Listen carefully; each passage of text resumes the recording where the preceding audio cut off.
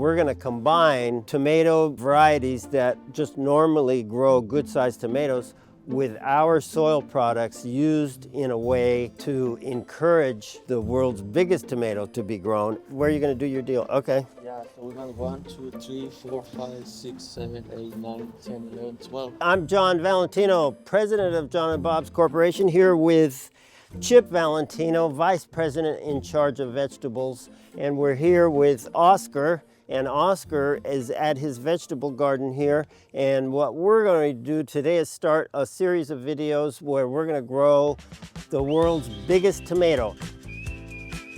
He's got a bunch of tomato planting sites. We're going to plant 2 mortgage lifters, 2 Whopper, and 2 Big Zacs. The significance of these is they're known to grow big tomatoes, especially Big Zac, I think, has been a winner more than 1 year of the world's biggest tomato. Those are our 6. Then he's going to plant more tomatoes for himself here. What he's going to do is he's going to incorporate 2 cups of blend into the backfill.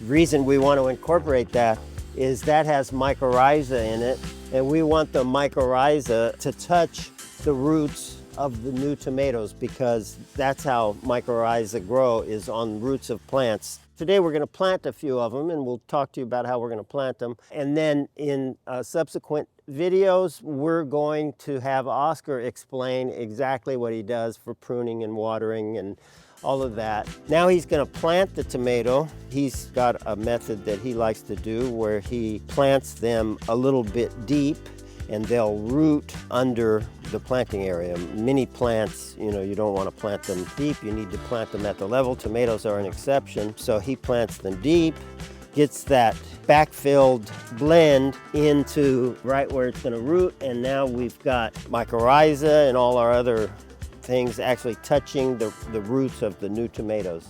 One of the things that happens here in Fresno is if you plant them and then right after you plant them it gets 100 degrees, that's not good for tomatoes, which it can happen this time of the year because tomatoes don't bloom well when it's 100 degrees and they don't pollinate well when it's 100 degrees. So I like to plant them even March 15th or at least by April 15th. But we had a lot of other things to do, so we didn't get it done. So we're planting them on May 4th. With Oscar's excellent care, we think they'll do well. We're going to put a cup of nourished biosol around each tomato, and then he's just lightly incorporating it in the top. We do have nourished biosol in the blend, and now that's in the backfill. But then right at the top, we want some source of nutrients just because tomatoes being heavy feeders. With synthetic fertilizer, you can definitely overdo it on tomatoes. Since nourished biosol is a soil builder and a fertilizer and has all kinds of nutrients and minerals and enzymes, then it's excellent to use pretty heavily. And then he's going to, once a week, spray all of the tomatoes with Penetrate Liquid Biotiller. But he has a much simpler solution, which you might have heard of. He has an injector for his vegetable garden where every time it waters, it injects whatever he wants it to inject. And we are going to have it inject Penetrate Liquid Biotiller. And then he doesn't have to worry about manually putting it on Penetrate Liquid Biotiller. It has lots of other things in it, lots of beneficial minerals in it. It has kelp in it and liquid humic acid, so lots of things that help plant growth and plant production. And since we're growing the world's biggest tomato, it's also good to spray the leaves. It's actually a good organic pesticide and fungicide and all around healthy for them, and then really good for the soil itself. I like to spray the leaves when they get just a little bit bigger. If they're really, really tiny, you can desiccate the leaves. So now Oscar's going to water it in, which is a good idea on the day you plant, to water very thoroughly.